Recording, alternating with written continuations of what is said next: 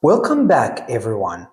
Today we're diving into a topic that's been around for thousands of years, but is making headlines again in new and exciting ways. Hemp. Whether you know it as the eco-friendly alternative to plastics, a game changer in the wellness industry, or the misunderstood cousin of cannabis, marijuana, hemp is taking the world by storm. But there is a lot more to it than meets the eye. From its ancient roots to modern innovations, hemp had the power to reshape industries, reduce environmental footprints, and revolutionize the way we think about sustainability. Stick around, because in this episode, we'll break down the science, explore the myths, and reveal the potential of hemp to change our future. It's time to separate the facts from fiction and see what's really behind the hype. Let's get started. Okay, Patrick, it's welcome and it's glad to have you here. Hemp products are popular in the United States and sold everywhere, from hemp cereal and oil to hemp clothing. But it says made in Canada on it, or made in Germany. Yeah, explain to us how some things in the United States are legal to sell, but illegal to produce. Or illegal to buy this is a situation that we find ourselves in, even though hemp was such a part of the founding of our country, with the founding fathers even themselves being hemp farmers. Hemp products are very popular in the United States. Every year they sell more hemp cereal. You can buy it in any supermarket in the United States. Of course, hemp clothing, but as you noted, it says made in Canada, made in Germany, made in Romania, because hemp is... But is it really made in Romania, or maybe it might be made in the United States, but just written that? No, because hemp is prohibited to grow in the United States. Okay. Now, some of that changed in 2019 with Trump's farm bill, but you don't revive an ancient industry through pilot programs. And the farm bill that allowed for hemp was really just a research program. And the response of the states has been quite interesting, because even some of the most liberal states and liberal counties, they took it upon themselves to ban hemp. So I'm from Humboldt County, and as soon as Trump lifted the federal ban on hemp, Humboldt County went ahead and banned hemp. And there's complicated reasons for this, but I don't think it is really intellectually honest at this point to speak of hemp being legal in the United States.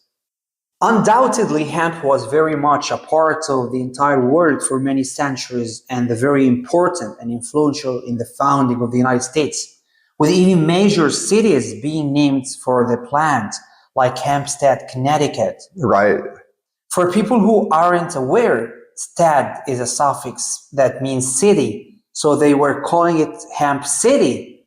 I understand that for most of America's history, drugs were legal and addiction was considered a medical issue, not a criminal one, isn't it?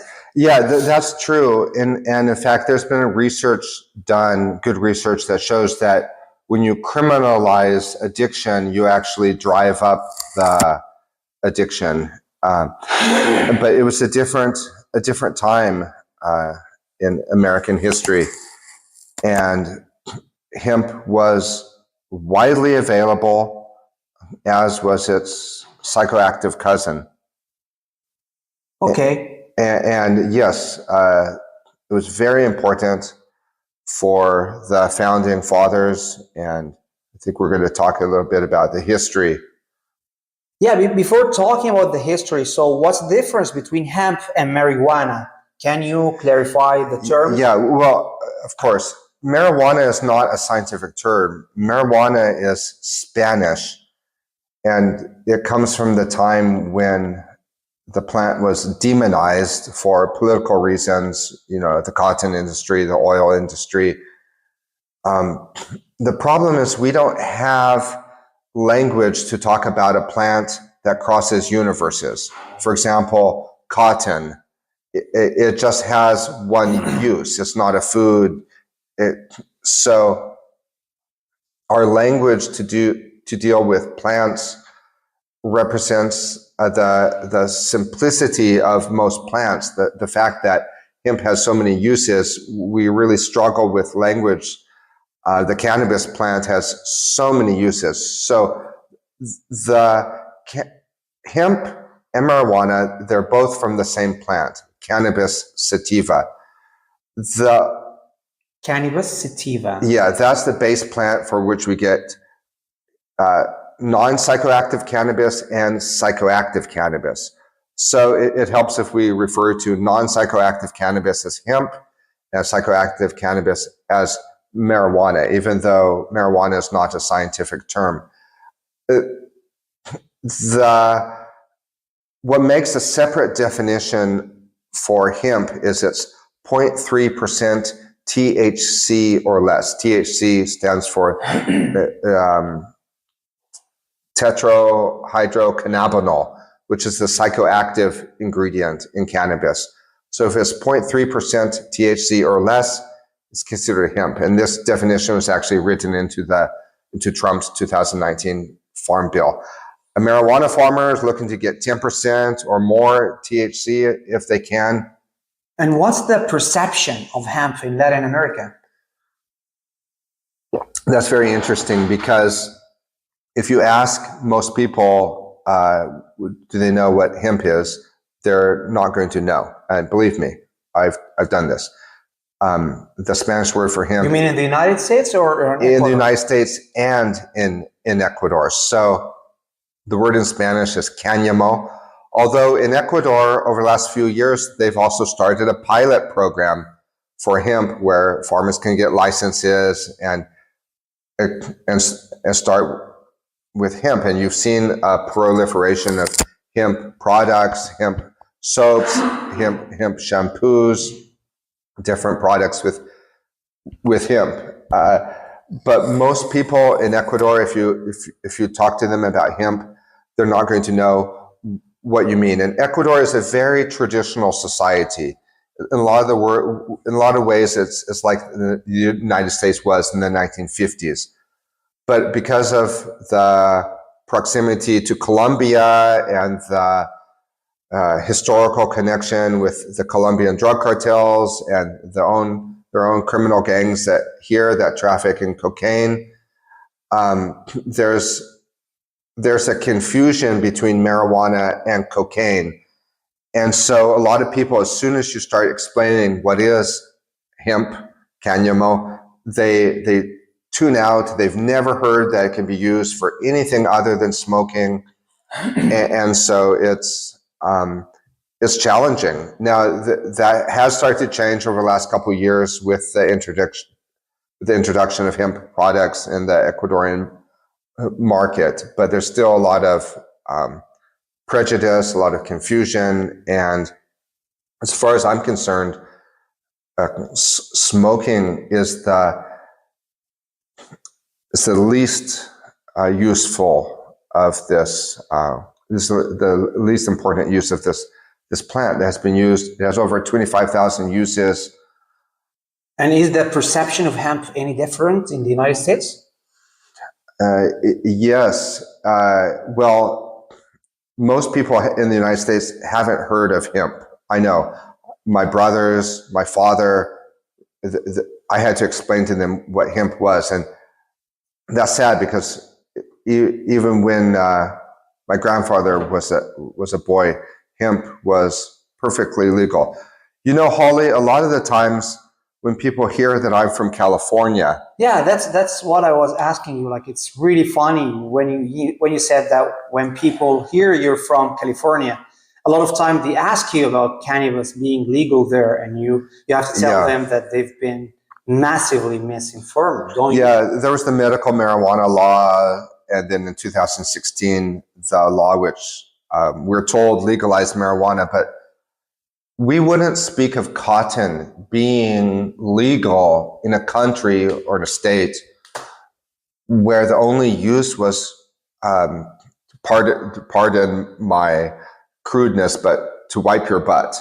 If we said that the only use that was allowed for toilet was for toilet paper, that was the only use of cotton, and all the other uses of cotton remained illegal, we wouldn't speak of cotton being legal in that state. We might speak of it being legal for some uses. Yeah, that makes sense. So the fact that California can continue to prohibit hemp while they're fine with people just burning it up, that really raises questions about whether cannabis is legal. Because remember, when we're talking about hemp or marijuana, it's the same plant, it's cannabis. And I was in California in 2016 when they were passing this law, and actually read the law, and they didn't have to, but they wrote in a new prohibition of hemp. Hemp was already prohibited, but they just wanted to be clear. They reinstituted and permanentized, reinstitutionalizing the prohibition of hemp. But what are some uses of hemp? Well, it has over 25,000 uses. Along with bamboo, hemp is among the fastest growing of plants. It needs no chemicals to grow. It's used to make a variety of commercial and industrial products, including rope, textiles, clothing, shoes, food, paper, bioplastics, insulation, like the insulation that people use to keep their houses warm that they put in the walls, currently made from fiberglass. Biofuel, Rudolf Diesel, and he invented the diesel engine. It took his last name.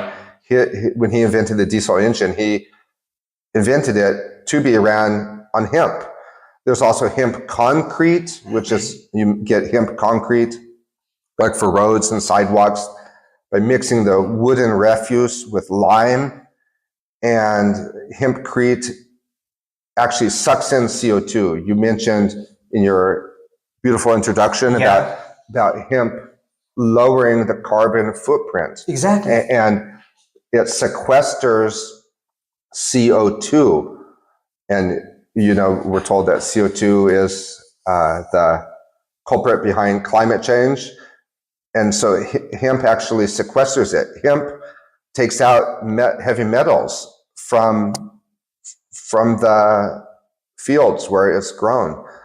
Look, there was even a hemp automobile.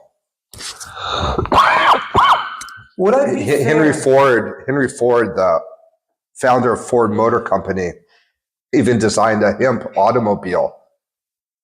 So, Patrick, would it be fair to say that for the early times of American history, hemp was available, but marijuana wasn't? No, it wouldn't be fair to say that, because this was before the drug war, and this was a time when you could go down to the pharmacy and buy cocaine and opium. They just had a totally different approach to these things. And there was hashish oil that was available in the pharmacies. Hashish, of course, being hashish is an Arabic word. Yeah, concentrated marijuana oil. And that's, again, we struggle with the language, because hemp, non-psychoactive hemp, was used in medicine for so many years in the United States, like gelatin capsules, but also psychoactive cannabis, what we would call marijuana today, was used for pain reliever, as a cure for premenstrual tension, migraines, so many things. And so in preparing for this podcast, you told me a funny story of a conversation you heard at a dance in California in 2016. So tell us what the man said. Yeah, I was actually at a dance in Humboldt County with my mother, and I was sitting at the table across from this couple, and he said to her, you know what my father did? Yeah. My father sold opium and hashish. I like, okay, that immediately got my attention. But then he went on to explain he was a pharmacist in the 1920s. Okay. And that illustrates the fact that it was just a different epoch, a different time in American history. In the 1920s, if you were a pharmacist, you sold hashish and you sold opium. It wasn't considered the vice that It wasn't considered haram. to today. Yeah, forbidden. And there were less addictions, and addictions were seen as medical issues. But also, like when you prohibit something, it makes the stronger forms of the drugs more available. Because when we had the prohibition of alcohol, there was a time in American history in the 30s, maybe I think the 20s as well, where there was the prohibition of alcohol. And that's when you had bootleggers get really rich. John Kennedy's father got rich selling illegal alcohol, but nobody wanted to sell beer because people could make more money selling whiskey.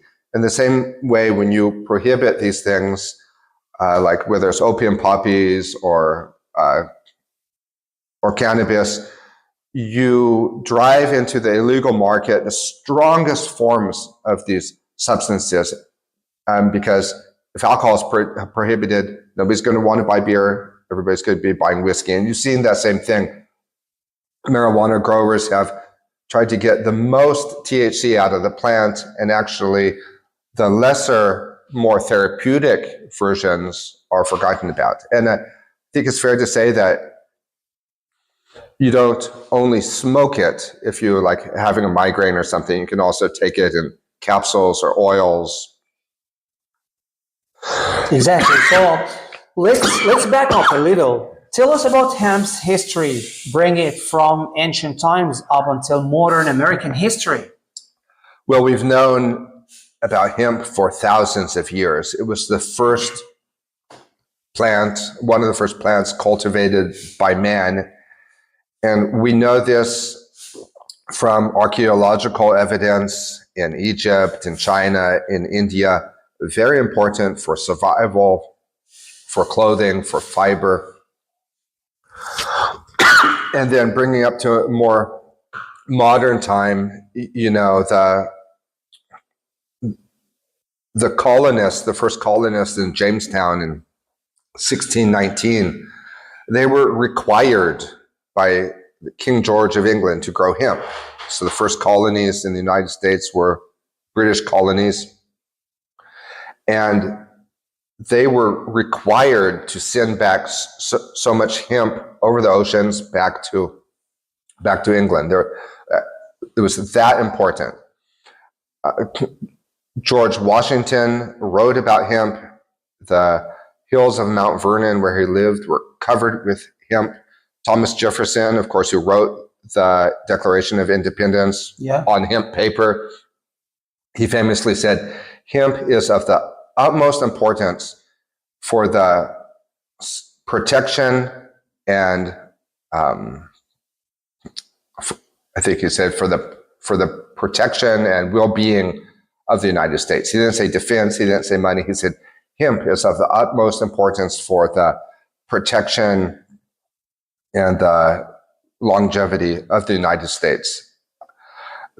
And hemp was used until about 1880. 80% of the paper in the United States was made from hemp. Now, hemp was very labor intensive. It took a lot of labor to harvest. And that labor was traditionally done by slaves. So after the end of the Civil War and the emancipation of the slaves, hemp became less viable as a crop just because of economics, and it started to grow out of fashion. But even still, you could find hemp products everywhere. The medical books from that time list hemp medicines as uses for hundreds of different ailments. And then I think it's really interesting that the United States almost had a sustainable hemp-based economy, because in the early 1900s, at the end of the 19th century, the United States experienced a technological boom with cars, with steam engines. And in 1917, a German immigrant by the name of George Schlichten developed a hemp decorticator, which was a machine that could process the hemp and do what was traditionally the work of slaves. And as soon as he patented his invention for the hemp decorticator, because the hemp comes out as a cord, so you got to decord it, the economic viability of hemp came right back. But there were industrialists, newspaper magnates that had holdings in forest land, also magnates that were working on synthetic fibers from petroleum products that were threatened by the reemergence of hemp. One of them was William Randall Hearst. He had he has the famous Hearst Castle in California, but he was making money from the newspapers and from cutting down trees. And so he used his newspapers to make a campaign to demonize marijuana. And they did it by demonizing marijuana, but as a way to get hemp illegal.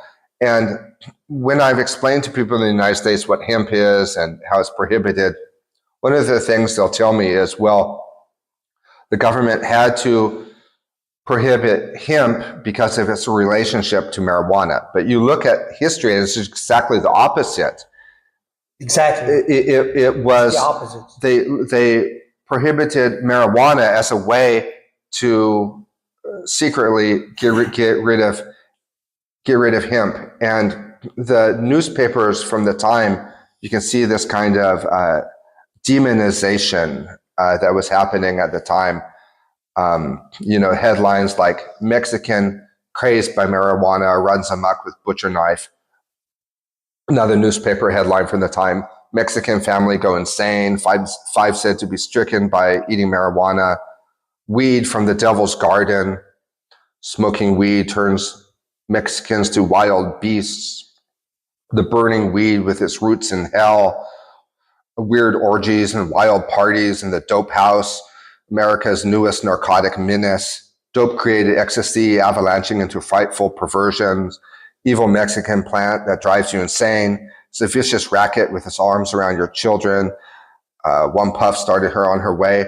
And so in 1937, the Congress passed the Marijuana Tax Act, but there was no debate. And the debate in the Senate lasted 2 minutes. There was no conversation amongst the politicians. But the Marijuana Tax Act of 1937 essentially made it illegal. It required you to buy a stamp in order to plant cannabis or hemp, and the government didn't give any stamps. Now, there was a brief period during the World War II where they needed to have hemp for their ships, and they even made a film, 1942 film, Hemp for Victory. But then as soon as the war was over and they went to having it illegal again. What were more the factors and motivations that led to hemp's prohibition? Well, the cotton industry and the petroleum industry. I don't think I mentioned this earlier, but one of the uses of hemp is as a biodegradable plastic, and there's an island in the Pacific Ocean the size of Texas that's all plastic, but hemp plastic just returns to Mother Nature. So those that were cutting down trees to make paper were threatened by hemp. The cotton industry was threatened by hemp. They wanted to have a monopoly on clothing. And cotton is an environmental disaster to grow. And those that were working on synthetic fibers from petroleum products. I like to imagine that the history of the United States could have been different. And I know it's very controversial to cut down trees, but sometimes the solutions are staring us in the face. Yeah, tell us about the movie Reefer Madness. Reefer Madness, yeah.